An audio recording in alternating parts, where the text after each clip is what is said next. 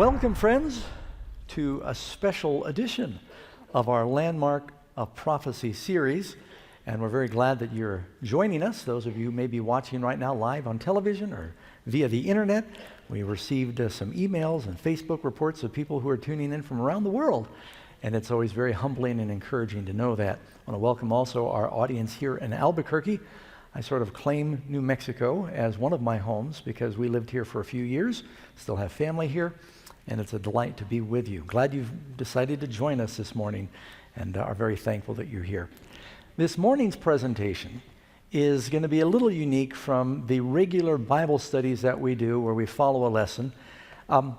What I sometimes do during one of these series of meetings is I just take a section of time and I share with you my personal experience of how I came to the conclusions of the things that I'm sharing with you, and knowing the background sometimes helps. I'm sometimes reluctant to share these things the first night or two because I might lose all credibility once you hear what the story is. But, there's always a risk when you take time like this and you spend the next 48, 50 minutes talking about yourself. That's very easy to lose focus on the real meaning of these meetings is to talk about God. And there's always the risk that when you tell a story, kind of like a fisherman that keeps saying, yeah, I caught a fish and it was this big. And it just keeps growing every time you tell it. It's like the little girl that wanted to make a big impression when she gave her book report in front of her class on Abraham Lincoln. And she was a young girl. She stood before the class and she said, Abraham Lincoln was born at an early age in a log cabin that he built with his own hands. So sometimes stories can become bigger than life, and I want to keep perspective, but tell you how the Lord led. I'd like to begin with a verse from the Bible, and this one is from the first book of Peter, 1 Peter chapter 2, verse 9.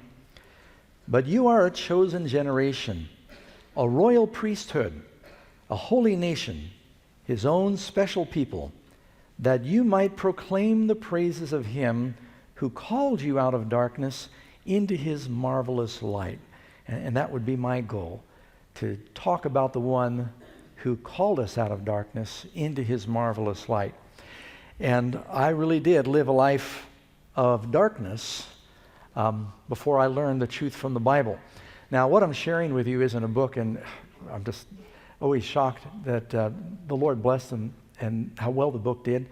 Years ago, I used to just share this story at various camp meetings, and a dear sister, Marilyn Tooker, a school teacher, she said, Doug, you need to write that up. I said, I'm not much of a writer. And she kept after me, and she said, tell you what, you put it on tape, and I'll write it. And so we did that, and I edited things along the way, and she wrote this book, and just it amazed us. The Lord has blessed. The book is still in bookstores today. It's in 10 different languages. And the only reason I share that with you is because that is a miracle of itself, because she had never written a book. I had never written a book.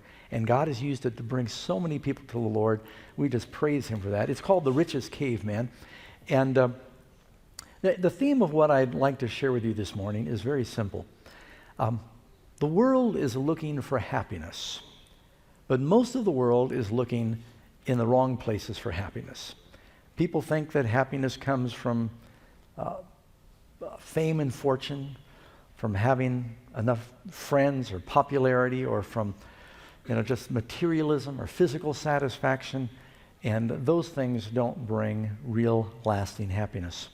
Now, I came from a very unusual set of parents, and I'll take a moment and share about that. You ever heard, that's my mom and dad. You ever heard the expression that opposites attract? It's strange that the irony of that, and somehow how people who are so opposite end up getting married.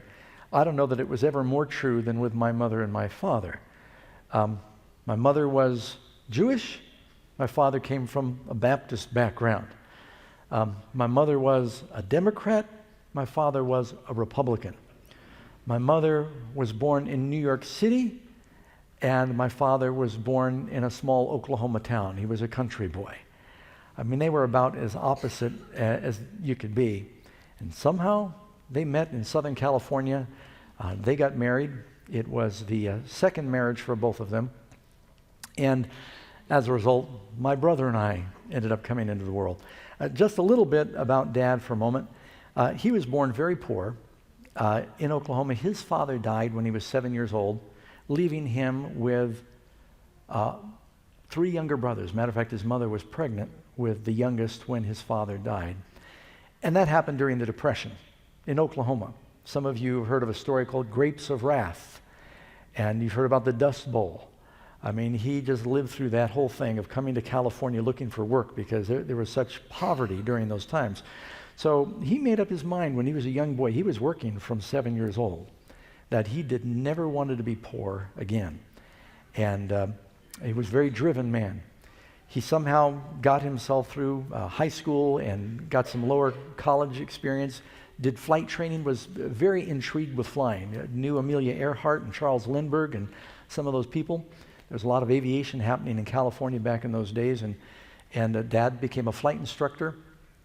And then the war broke out, and he entered World War II, and in what we call now the Air Force. It was the Air Corps back then. He was there at D-Day in Europe. This is a picture of Dad in England during World War II. After the war, he realized that there was a great future in aviation. And so he began to buy the World War II surplus planes. The U.S., after the war, they had all these planes they didn't know what to do with. They began to sell them. Hawaii, they had all these planes. And I remember Dad telling me the story of how he flew to Hawaii, bought a DC-3, and by himself he flew from Hawaii back. Now, I don't know if you know how long that is in a DC-3, but it was like 24 hours of flying. And he said, you'd have to fill the plane with fuel. You have to fill the cabin with fuel, and you have to go back. He would tie off. They didn't have autopilot back then. He'd tie it off with a belt. They had no GPS navigation. They used a compass. If you miss where you're heading, you don't know where you're going to land. But he'd fly these planes. He said it was the longest day of his life from Hawaii back, and he began a business of buying and selling and leasing aircraft until it was the largest aircraft leasing business in the world, called International Air Leasing. And he made a lot of money. There's a lot I could tell you about Dad, but he was very successful. Even in the websites, they call him an aviation tycoon, is where I first heard that word. He knew people like Howard Hughes, Kurt Kerkorian, and a number of the famous businessmen and aviators, and worked mostly out of Southern California, out of the airport in Burbank, where my brother and I were eventually born. Here you see some magazine. George Batchelor, most influential person of the year. Of course, that's Southern Florida. George Batchelor is Miami's Mr. Aviation. He eventually moved his business from Southern California to Southern Florida, where he spent the last 30 years of his life. And was also very active. He liked racing cars. He'd water ski, flew planes, had a lot of money, and millions of dollars. Here's a picture, believe it or not, that's me in younger days with one of my stepmothers. Dad had sports cars, Learjets. When he wanted to buy the best Learjet, he wasn't sure which one to get, so he bought 3, tried them out, and then sold the other 2, I think at a profit. And he was just a very successful businessman, a very driven man, but he wasn't a very happy man. Married 5 times. And his first wife and baby died in a plane crash in Southern California. He was supposed to be on the plane. He says if he was on the plane, it wouldn't have happened. And so he struggled with that guilt. And then my brother and I came along. My brother was born with cystic fibrosis, and Dad and Mom decided they probably shouldn't have any more children after that. And but here's when he was 71 years old. This is a clip from a paper in Miami. It's actually the Miami Herald. At 71, aviation pioneer George Batchelor isn't ready to descend. He runs one of Miami's most successful businesses, pilots jets, races cars, water skis, and is soon to take a bride aged 29. Just to give you an idea, and this was actually wife number 4. This is a picture of him with wife number 3. I know I'm doing this out of order right now. That was Betty. He was married to her for 30 years, and she was Miss Kentucky, a nice lady. She was my stepmom, and I gave that poor lady a hard time. But Dad was hard to be married to. He was a very driven man, and just everything was work. I mean, he worked just regular 16-hour days, but then he would pretty much drink himself to sleep. Starting at lunch, he would have his first cocktails. By the time he came home, he was almost always drunk. We were just always worried, was he in a good mood or a bad mood? And we'd run and hide if Dad came home drunk in a bad mood. So it wasn't always a very happy home. Here's a picture of my brother. This is one of the few pictures I have. This was wife number 4. This is the, I think when he first started dating her, she was 28 or 29, I'm not sure. That's my brother Falcon. Now my dad named my brother and I after airplanes because he was in the aviation business. I didn't do too badly, Douglas, DC, McDonnell Douglas. But my brother's name was Falcon. And it's tough being named Falcon Batchelor. And not only that, my brother we were same mother and father. He had red hair, brown eyes. I've got blue eyes. He had freckles. I don't. I have no hair. Otherwise, we were the same height and build, but Falcon really struggled because he had cystic fibrosis, which caused all kinds of health challenges for him.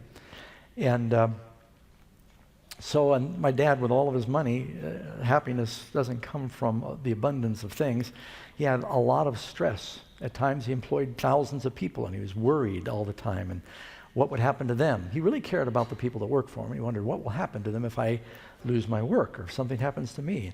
My wife, this is Karen, and she's a physical therapist, and she was trying to work some of the knots out of Dad's back.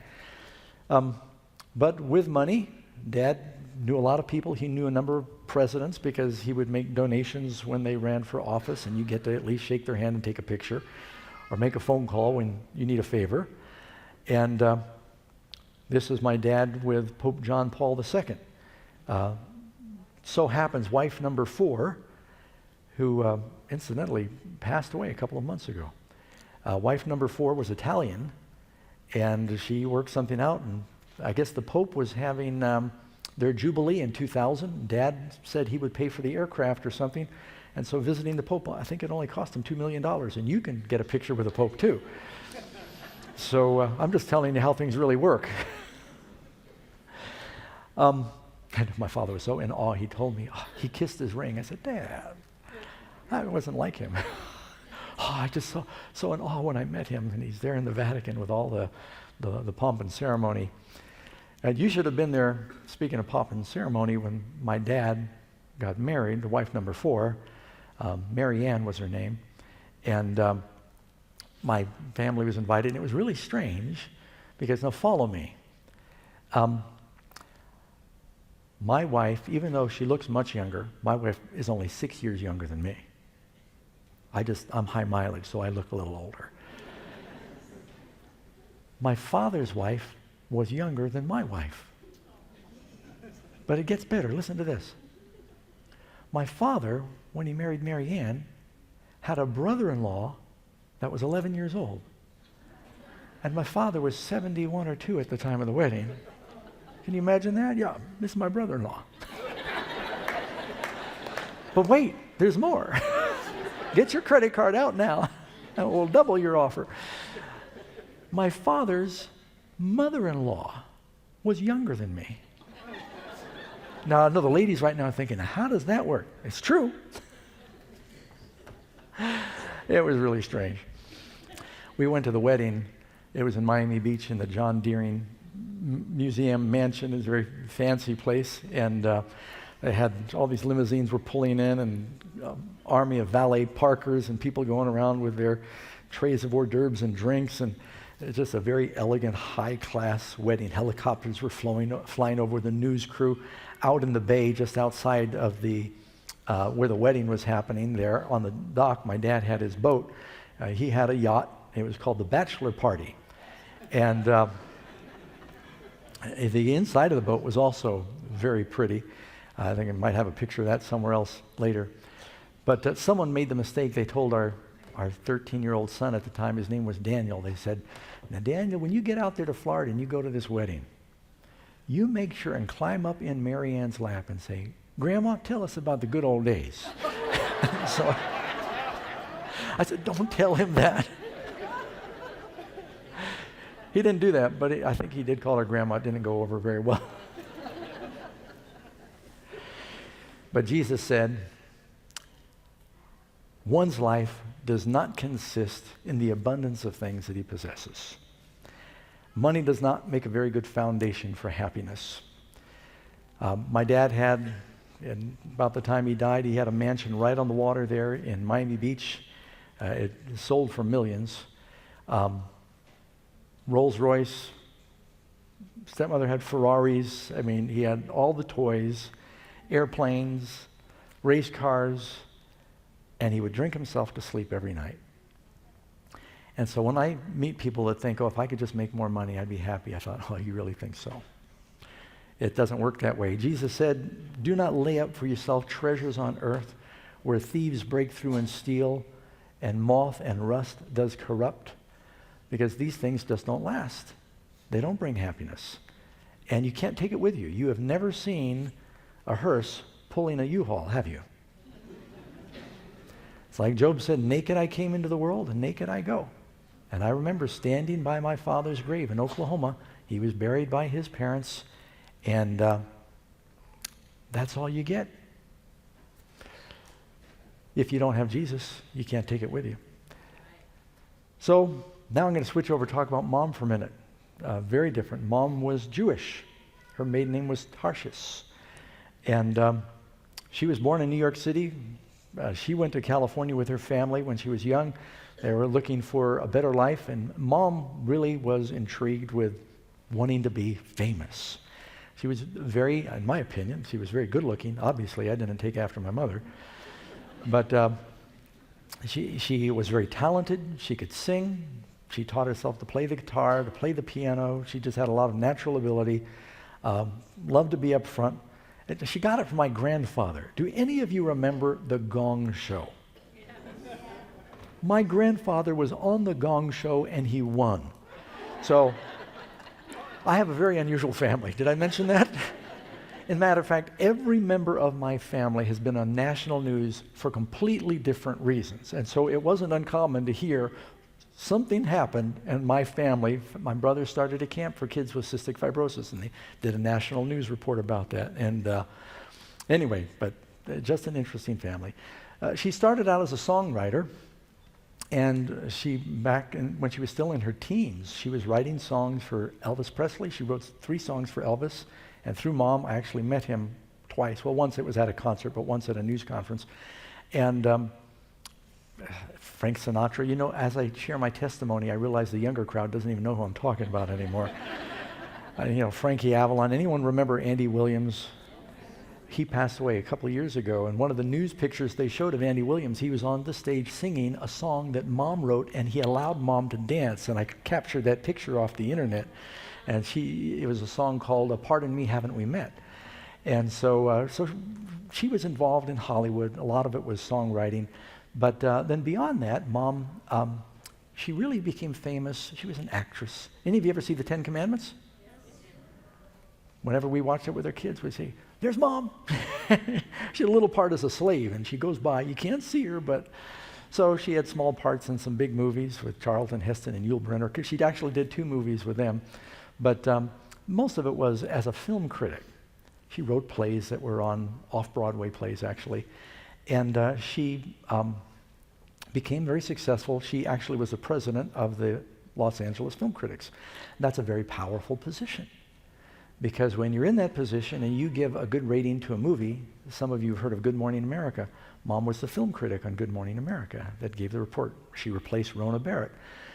And had a syndicated program called Ruth Batchelor's Hollywood years ago. So now I'm going back several years ago. But during that era, it was a very powerful position. If a critic said a movie was bad, they lost a lot of money. If it was good, they could make a lot of money. And so she knew a lot of powerful people and movie stars in Hollywood. Now, when I tell this story, in the past, people have said, oh, come on, Doug, you're making these things up. And so I said, well, let me get some pictures. So here's some pictures of Mom with some of the different celebrities. This is Mom and Dustin Hoffman. I have a lot of pictures, but I'm just taking some that you may still recognize. These are younger versions of Mom with Sylvester Stallone, Muhammad Ali. Anyone remember George Burns? Paul McCartney. Here's Mom with Warren Beatty, Jimmy Stewart, Bob Hope, Natalie Wood. Some people thought they even looked a little alike. Here she is with Sally Fields, who's still acting today, Clint Eastwood, still producing, Paul Newman, Roger Moore, one of the James Bonds. So she knew these people. And when we were growing up, my brother and I, we didn't realize, how famous some of these folks were, but famous composers and singers and actors were coming to and fro in our home, both in L.A., she lived in Beverly Hills, and in New York City. And but one thing I noticed is they weren't very happy. We had some friends, they were child actors that committed suicide. Healthy, talented, smart, good-looking, and they were so empty. They were in national programs, and they killed themselves. I have one friend, he locked himself in the garage, turned on the car, and just asphyxiated himself because he was so unhappy. A lot of people in Hollywood, they have drug problems. Do I need to tell you their marriages don't last as long as the average person? And so people think, if I could just have money, if I could just have fame. My brother and I saw growing up, these people weren't very happy. And so I was wondering, where does happiness come from? Years later, when Mom passed away, she was actually my age. She was 57, died of cancer. A young lady, Karen and I were in Russia. We had to make an emergency trip home. Nobody called. None of the people in Hollywood who called. It was just my wife and I, my grandparents that were there. And she basically died alone with very little fanfare, a little obituary. It said Ruth Batchelor passed away.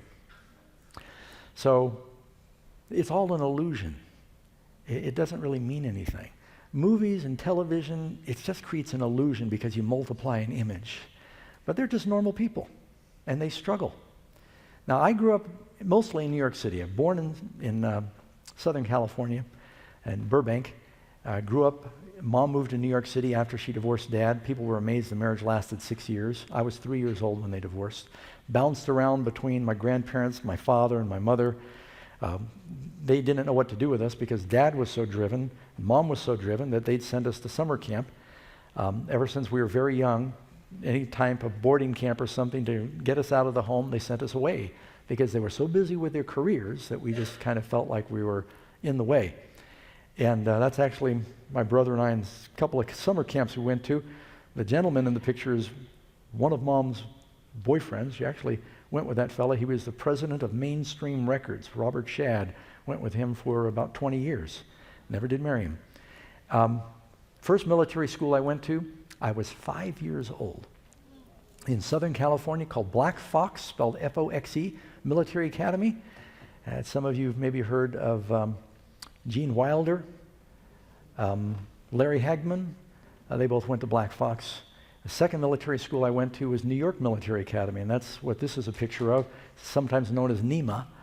And Donald Trump graduated there. Matter of fact, he graduated just about the time I was going. He's a little older than I am. And it was the strictest school in North America. They had a rule for everything. But believe it or not, I was actually happier at that school than I was at some of the other schools. I'm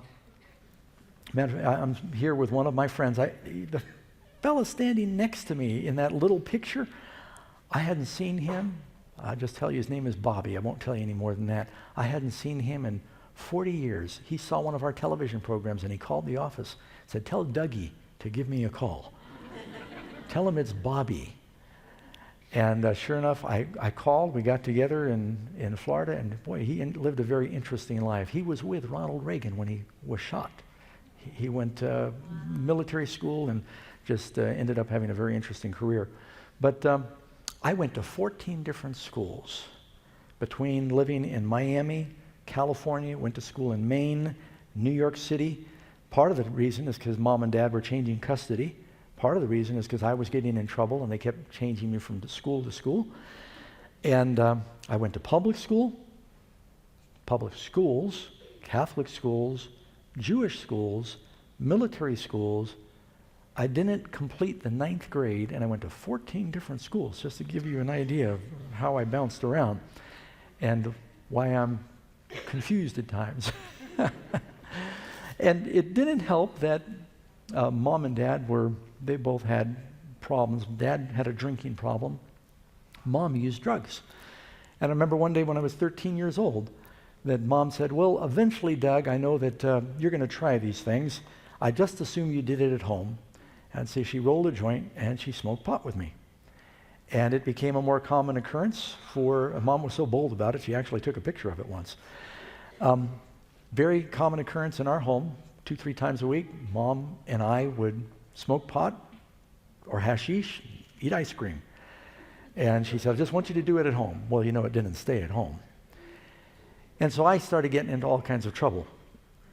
And I kind of bounced around from one thing to another. I ran away from home the first time when I was 13. I was just looking for purpose. I used to think about suicide all the time because many of the public schools we went to, they said there's no God. And when you die, you just turn back into fertilizer. There's no purpose. And I remember distinctly when I was living in New York City, I went to the edge of one of these tall apartment buildings. We lived in a building that was 20 floors up. And get out on the roof. And I stood and I looked and I thought, all I have to do is jump and I won't be unhappy anymore. Do I need to tell you that I wasn't a very happy child? I just felt like my parents were busy with their careers and I just didn't have any peace or happiness. I believe you die and you turn back into dirt. And I thought, I got in trouble in school all the time. Why not get it over with? All I've got to do is jump and I won't be hurting anymore. Sad thing is I started thinking about that at 7 years old. And I remember one of the reasons I didn't jump is I was always afraid, what if I jump and I live through it? I remember hearing about a man in New York City, he jumped 9 stories and lived. And he was all mangled the rest of his life. I thought, oh, man, then it's worse off than before. I remember one time I went into my mother's bedroom and she was gone. My brother now was living with my father in Southern California for his lungs because of his cystic fibrosis. I went to Mom's medicine cabinet and I thought, I knew Mom takes sleeping pills. I'm just going to take some pills and go to sleep. And one reason I was trying to do that, I know this sounds crazy, but I thought, I want to get my parents' attention. And I thought suicide would be a way, I know this is crazy logic, but as a kid, you don't make sense. I thought suicide would be a way to get their attention. So I was in trouble at school. I went into Mom's medicine cabinet and I found a bottle of pills. It said Valium, take one at bedtime. And I filled my hands and I stood there a long time. And I thought, oh, this is it. I can just take this, go to sleep and never wake up, no more problems. Problem was, I think just 12 or 13 years old back then. I wasn't sure Valium was a sleeping pill. It didn't say sleeping pill on the bottle. It said Valium, take one at bedtime. I thought, Valium? So what if Valium is some pill for ladies or something like that? Who knows what might happen? I said, I could be really bad off if I take a handful of these. And so I remember I came so close that day to killing myself, but God just kept holding it back.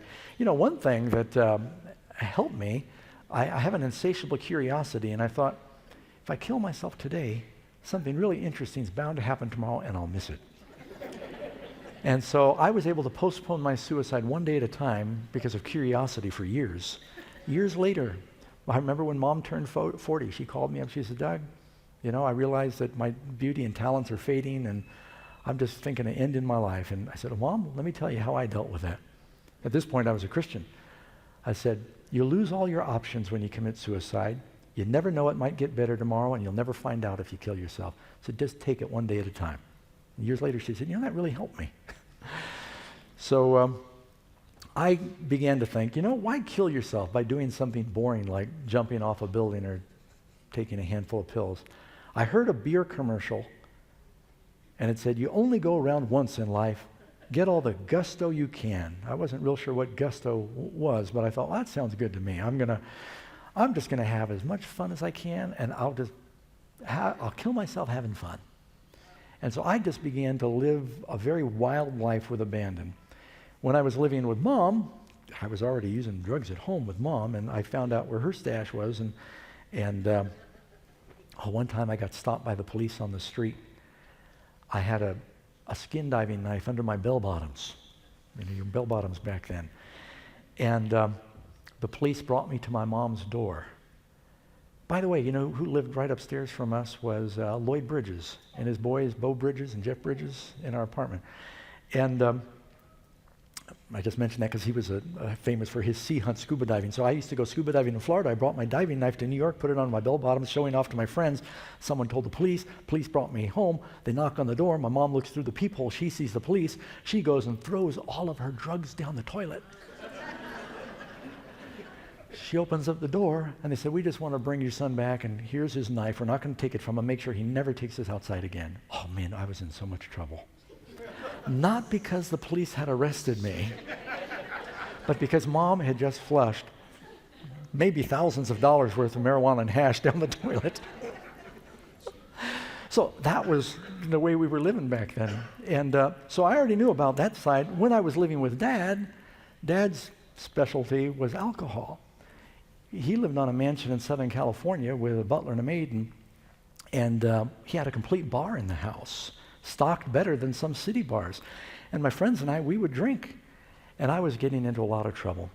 I started getting involved in stealing and fighting and drugs. I started smoking cigarettes, and I was in and out of jail, ran away from home several times. My mother told my father, Doug needs to express himself because he's the military school, too much restrictions, too many rules. He's rebelling now. I found a school, my mother said, where there are no rules, where he can find himself. I don't know how in the world she convinced my father to do that. So they then sent me to a school in Maine that was called Pinehenge. This was a school for the children of hippies or whatever there were no rules in this school. You didn't have to go to class if you didn't want to. You didn't have to wake up if you didn't want to. They had co-ed dorms. I actually found some pictures of these. I knew all these kids. They had co-ed dorms for all ages. They said, kids will learn what they want to learn. Just put them in that environment. So I went from a military school, the strictest school in North America, to the school that was the most liberal in North America, run by a bunch of hippies. And it's true, you do learn what you want to learn. We learned how to make beer with malt syrup, yeast, and I won't give you the whole recipe. We learned how to make LSD, and we had no rules. Now, where do you think I was happier, military school or the free school? I was much happier at military school. Several kids tried to kill themselves. It was a problem all the time at this school called Pinehenge. And so I was getting into lots of trouble. And you know what it was, is I wanted attention. I wanted my friends to like me. And everyone wants love, and I just felt like nobody even cared about me. And so I just tried so hard to get someone to like me, I'd do just about anything. When I was living with Dad, this is the island, just a Google picture of Sunset Island number 1. That's where Dad lived. He was in the north part of that picture. Had a house right there on the bay. We had 3 boats in the backyard. Had a yacht, ski boat, and I had a little sailboat. And the friends that I grew up with on the island, you've heard of Firestone Tires? I used to date Amy Firestone. Karen's prettier. You've heard of Hoover vacuum cleaners. Sandy Hoover was a kid that we used to play with on the island. And just so these were the kids, and a number of others I could name. We got bored in the summertime, and we would go break into the homes of the other millionaires. We'd just sit around. We'd say, what do you want to do? I don't want to do it. Let's go break into this home. And so we'd go, and we'd dare each other. Just, kids have nothing to do. And so we'd go break into home. Didn't matter what we stole. Just steal something to show you were in there. We stole a tennis racket. I mean, just anything. And then they started daring me. They said, I dare you to break in while the people are still walking around. You could see the lights on. Because we knew the doors were open because the island had a security guard, so people were very relaxed. And so we'd break in and we'd steal something. And I would do just about anything my friends did. It was really interesting in that particular story. The security guards started trying to figure out how these thieves were getting on the island, because there was a gate. There was only one bridge to get on the island. It was guarded with a security guard. And he stopped everybody that went on the island. And there's this rash of burglaries on the island. And we would sit there and we'd laugh as we saw these police boats patrolling the island, trying to figure out how the thieves were getting on the island. And it was the kids of the millionaires breaking into each other's homes. So what do you want to do? Let's break into your home. We broke into my home last week. It was really dumb. They would dare me to jump off the bridge into the water, and I would do it, just to try and get their attention. Well, things continued to progressively get worse. With the drugs, the stealing, I began to break into other homes and stealing cars and run-ins with the police. I took traffic school several times before I even had a license because of the problems I got in. But something interesting happened. I finally left home when I was 15, and I told Dad, my stepmother said, either he goes or I go, and I don't blame her. I was really a problem. Dad moved me into one of his hotels. He said, you got to live here. And that didn't work very long, and finally I said, look, Dad, I'm going to go. And he said, I don't know what else to do with you. I've tried everything. And I said, I'm just going to have to go figure it out by myself. And I left. And I took off hitchhiking, 15 years old. I went up to Boston. And I had been arrested several times, and Dad had to get me out of jail, so he just said, I don't know what to do. So I went to Boston. I had forged my driver's license. I was born in 1957. I changed my learner's permit to 52. I got a false ID that said I was older than I was. And so I got an apartment in Boston, and I started breaking into homes and stealing cars, using drugs. I had a part-time job as a security guard, believe it or not. I did. A place called Boston Intelligence. And so I'd guard places at night, and then I'd steal during the day, because it just looks like you're moving. And while I was living like this in Boston, getting into lots of trouble, I met a friend who was very religious, and he was a security guard. And he found out about what I was doing during the day. And I said, Jerry, you going to turn me in? He said, oh, no, Doug, I don't need to turn you in. He said, your karma's going to get you. So what do you mean? He said, everything you do comes back. I said, there's no God. I was pretty much an atheist, And my mom, Jewish background, but you can be Jewish and be an atheist. She was very passionate about her Jewish heritage, but she didn't practice the religion at all. And my father, even though he was raised Baptist, he was pretty much an agnostic. And so I said, there's no God. I stole that television. I got rid of it. Nothing happened to me. He said, you'll see. And not long after he told me that, I woke up in my apartment in Boston, and the door was open. And I got my scruples together, and I looked around. My TV was gone. And my radio. And I was mad. I called the police. I said, you got to track these guys down. There's thieves. So I pay taxes for you guys to do your job. And I was very indignant. And I started watching. I noticed that everything I did seemed to backfire. I'd steal something, and my friends were all thieves. They'd steal it from me. Or I would steal something, and I was often high or drunk, and I'd hide it, and I'd sober up and say, oh, where did I put that? Or I'd misplace the money. Or I'd steal something, and I remember once I just risked my life. I stole this stereo. I got back, I plugged it in. It was broken. It didn't even work. And I started thinking, there must be a God. Jesus said, do unto others as you would have them do unto you. And it seemed like everything he did, it was backfiring on me. What convinced me finally was a little thing. I went to someone's house. I didn't quit stealing immediately. I kind of tapered off. I went to someone's house and I stole a box of Krusty's instant pancake mix. And I know this sounds really dumb, but I did it because it was whole wheat pancake mix. Now, you got to just think about how dumb this is. I am drinking, I'm smoking, I'm using drugs, but I was a hippie, and I thought, I'd just use whole wheat pancake mix. They had this brand new box of Krusty's instant pancake mix, and this is back before they had the barcodes, and they had the little round stamp on top. They'd stamp the top with the price, a little circle, $1.19. I stole it. That day, I went back to my house, and some friends had come by while I wasn't home. I had just bought a brand new jar of Tang instant breakfast drink. Anyone remember that? My friends drank the entire jar, and there by the empty jar was the lid, and the lid was stamped $1.19. And I looked at the pancake mix, and I looked at the lid, and I thought, crime doesn't pay.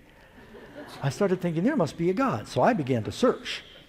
And I thought, well, I need to find out what the purpose is. And so I began to go through all these different religions. I became suddenly very interested in religion. I didn't think about Christianity because I said, oh, they're all hypocrites. You turn on the news, and it talked about the Protestants in Ireland blowing up the Catholics and vice versa. And I said, Christians are all hypocrites. I'd turn on the news and the TV and I'd watch these televangelists. To me, they were the lowest forms of life. Doesn't God have a cruel sense of humor? No, I am one. Oh, these shysters, these hypocrites. You know, the big problem, a lot of people turn away from Christianity because they think Christianity means following Christians. A Christian is not a follower of Christians. A Christian is a follower of Christ.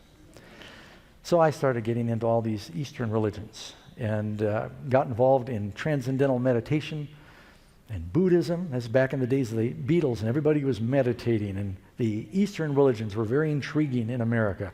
And so I was meditating, and I got into something called the spiritual science of DNA, and I took a little bit of kind of the Jewish heritage and mixed that in, and of course I'd gone to Catholic school, and so I kind of made this big old potluck of all these different religions with myself as my own little pope, trying to put it all together. And I was very spiritual, and I'd quote suddenly from one religion and then from another religion, and while all this is happening, I was so spiritual and so religious, I'm still using drugs and drinking. I'm still a slave to my sins. It hadn't made me any better. Well, about this time, my father flew to Boston, and he made a special trip, and he said, Doug, you need to go back to school. I was showing off. I said, look, Dad, here's my uniform, and I've got my own job, and showed him my own apartment, and let me buy you dinner. I had a wad of money from stealing and work. I had 2 jobs at one time. I was a hard worker. I had 2 legitimate jobs plus the stealing. I worked in a rust-proofing factory where we would rust-proof the steel toes in boots. And anyway, and Dad said, you're wasting your life. My brother, Falcon, was sick. He couldn't take over the family business. And I had a stepbrother from Dad's 3rd wife, Betty, and he was starting to do what he could. And Dad said, you're throwing your life away. You need an education. He said, Doug, I found a good school. You're going to love it. He says, you like adventure? This is a school that's on a boat. It was called the Flint School. There are 2 schools like this in the world back then. One they made a movie out of called White Squall. That was an all-boys school. This one was co-ed. They were schools, unique schools on boats, very expensive, that sail around the world, and they teach from the boat. And he said, you'll water ski, you'll scuba dive, there's girls, because I told him I'm not going back to military school. Because back then, at New York Military Academy, there were no girls, now there are. I said, I'm not going back to an all-boys school. And so he said, oh, you'll love it. And so he pled with me. I said, okay. Somehow he got me a passport, flew me to Milan, Italy, put me on this boat with the school. It was actually 2 sailboats that sailed together. It was called the Flint School. And after he left, I realized I'd sort of been tricked, because this was a very unique school for the children of politicians and millionaires to get them out of their environments. They had a lot of kids getting mixed up with Moonies and cults and drugs back then, and they got them out of the environment. It put them in a controlled environment, taught them, business principles, but they taught atheism. Now I'm very spiritual, and they're showing films of Darwin. They're telling us to read the books of Ayn Rand, Atlas Shrugged. I don't know if you know about that stuff. It's sort of like Your God. And I just rebelled. I wouldn't participate. And, military school, you disobey. They'd hit you. They'd beat you with a belt. They could back then. They probably can't now. But this school, these are the kids of the, wealthy politicians and stuff, and so they wouldn't touch them. But while this was going on, I just was rebelling, and in my school, I'd gone through a religion called Shakti, the spiritual science of DNA. And so I was trying to be at one with my DNA molecules, and I was playing my recorder in my room, and the captain said, look, you have to eat on the floor if you're not going to participate. And so I'd say, fine, I'd eat on the floor. I disrupted the school, and they said, well, you're going to have to stay in your room. And I had my friends bringing me food, and this went on for 2 months. I just rebelled because I felt like I was tricked, because they take your passport away, and it's so controlled. You get arrested in Italy or Turkey, and you're in big trouble. And so I felt trapped. I had been an adult. I'd been living on my own in Boston like a hotshot. I'd been living like I had a false ID, and now I'm a kid again, back in school, and I just thought, what in the world have I done? So we had an interesting experience. We were sailing from northern Africa, Tunis, Africa, over to Port of Mahon, Spain. And on the way across, we encountered just a terrible storm. And water was coming in, mainsail ripped, the wind was howling, captain was seasick, water was cold, it was Christmas time. And what do you think atheists do when they think they're going to die? They start praying. And I was doing some praying.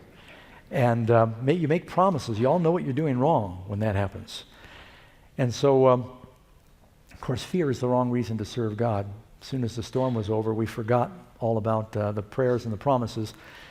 And I managed to convince the captain, look, I'll cooperate for the next few weeks until Christmas break if you just let me go home for Christmas break. And they were so anxious to get rid of me, he called my dad and said, you got a deal. And told Mr. Batchelor, we think Doug's shown great progress. We're going to let him come home for Christmas. Because my dad had to pay the whole year up front. They didn't care. They just want to get rid of me. So I got on the airplane in Madrid, Spain, ordered beer and got a pack of cigarettes and told them, I said, you will never see me again. And they never did. I got back to the States, went on a ski vacation with Dad. When it was time to go back to school, I ran away for the last time. And I went out to a place, I went hitchhiking across the country. I've hitchhiked thousands of miles. And I went hitchhiking across the country to a place I found when I was 15 in the mountains above Palm Springs. There's a very tall 10,000-foot mountain called Mount San Jacinto. Halfway up this mountain, there's a cave. There's several caves up there. And I said, I'm going to find God in nature. Now, on my way out to Palm Springs, something interesting happened. I got stuck on the highway in Oklahoma. I was cold, hungry. All these trucks were going by, and I was a little hungover, and I was desperate. And I said, I ought to try praying. And after standing there for 8 hours freezing, because I had Florida clothing on, it was December in Oklahoma, it was freezing cold. I prayed and I said, Lord, I know I've been a terrible person. If you're there, will you please help me? And I need help with 4 things. I said, please help me to get a ride to where I'm going. I had like 1,500 miles to go. I said, please help me get some food. I was hungry. Help me get some money. Lost all my money drinking and playing pool the night before. And then I prayed for a ride with someone normal, because I was getting picked up by some very strange characters. As soon as I finished praying, the next vehicle going by stopped, picked me up, took me all the way to my destination in Palm Springs, and preached to me all the way out there, which I didn't ask for. They gave me $40 when they dropped me off. They bought my food all the way out. Everything I prayed for, God gave me. And I thought, what a coincidence. But I had to listen to him or jump out of the car. So I listened to him and I thought, Bible's fairy tale. Now I'm going to find God through nature. So I moved up into this cave way up in these desert mountains. This is a picture of Palm Springs back then, halfway up to where I lived, just to let you know. And this is the mountain. It's one of the tallest mountains in Southern California. It's 11,000 feet high. And I don't know how high Sandia Peak is here. 10,000, yeah, just to give you perspective. And Palm Springs is sea level, so it seems really high. And halfway up, just at the bottom of that hill, in the bottom of the picture, there's a cave right by a creek. And I wanted to find God through nature. So I moved into this cave, and I lived there for about 1.5 years. And I just didn't want to be around people. I was so tired of the people in New York City, and I didn't get along with people. I said, I'm just going to see if I can find God through nature. I took off all my clothes, which wasn't that uncommon back then, believe it or not. I wasn't the only one. And I would hike down to town once or twice a week and panhandle. I put my clothes on. I forgot once, which is another story I don't have time for. I'd take my food, go back home, or I would dig around in the dumpster behind the market. When my grandparents found out that I was digging in the dumpster for food, they told my father. How do you think my father felt? He worked so hard so that his kids would never suffer like he did when he was young. And they said, Dougie's getting food out of the garbage can, because I was too proud to ask for anything. And, God has paid a great price that we don't have to go to the garbage can of the world. He gave his son. But instead of going to Jesus for happiness, we think we're going to get it from the devil's dumpster. And it breaks his heart. God has paid so much and done so much so we can have real happiness, and yet we keep going back to the wrong place. Well, the miracle is when I moved into this cave, there was a Bible that someone had left in the cave up there in the hills. And I started reading the Bible. Someone asked me, was it a Gideon Bible? Did the Gideons put it up there? You know, they do all the hotel rooms and then they do the caves, I guess, they thought. And no, it was some King James Version. And I finally started reading the Bible so I could argue with Christians. And, I said, this can't be true. But as I kept reading, I realized it is true.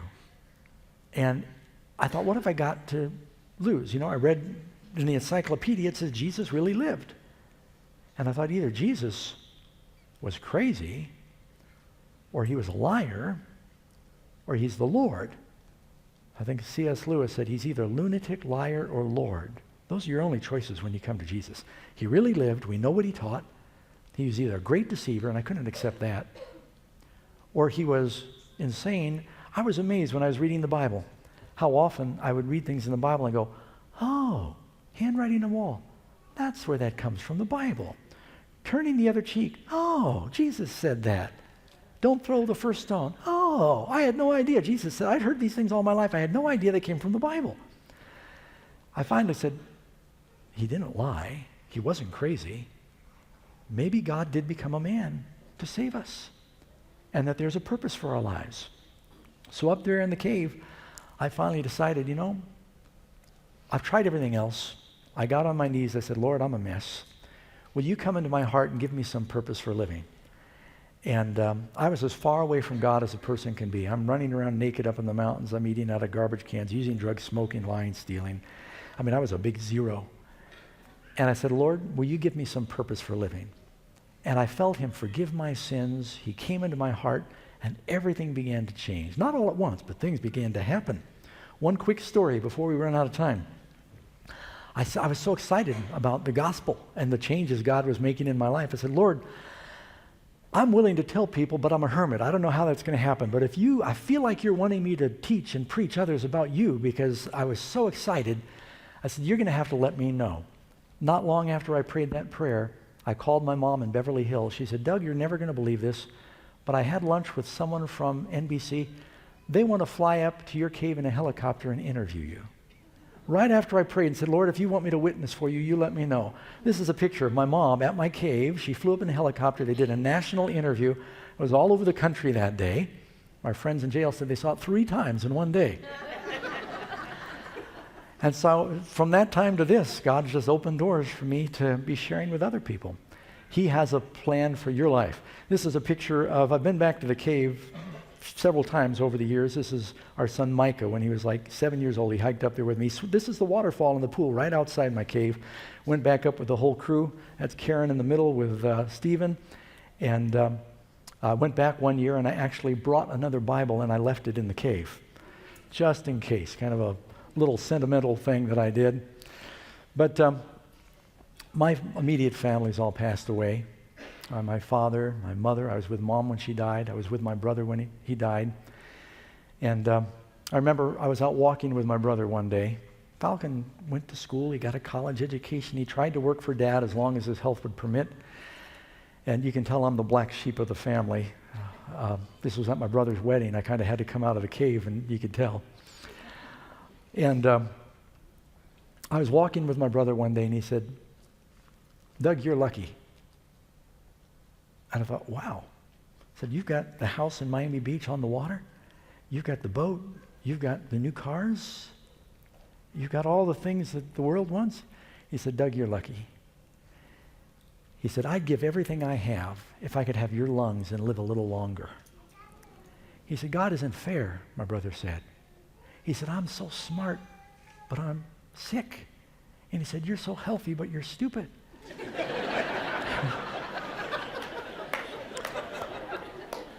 And, my brother, he basically said, I know I'm dying. I would give everything if I could live a little longer. I wouldn't care about any of the stuff, any of the fame, if I could just live a little longer. And I never forgot when he and I had that conversation. I was at his side holding his hand, prayed with him when he died. And I said, Falcon, do you want me to pray with you? He used to tease me when I prayed. Oh, yeah, you're going to pray over the food. Go ahead. Rub-a-dub-dub, thanks for the grub. He used to tease us. But you know, when he was dying, I said, Falcon, do you want me to pray? He said, yes, please. And what profit is it if you gain the whole world? If you're famous, if you got fortune, if you don't have life, you don't have anything. My brother would give everything for a little more of this life, and yet sometimes we're reluctant to let go and let Jesus take our lives and have eternal life. He wants to give you that life, but you have to ask him. He has a plan for you. He wants to mobilize. And I'd like to pray with you before we close. John, maybe you could come sing for us. And Kelly, thank you. And invite you, if you've not done this before, those of you who are watching, if you've not made the decision yet to ask Jesus to take your life, then I'd like to pray with you right now that you'd make that decision. And we'll go off the air with John singing. Father in heaven, I pray that each person here will make this decision to surrender their lives to Jesus, come just as they are, and say, Lord, activate your plan for our lives. Give us the true peace and happiness that doesn't come from fame and fortune, but it comes from knowing you. We pray.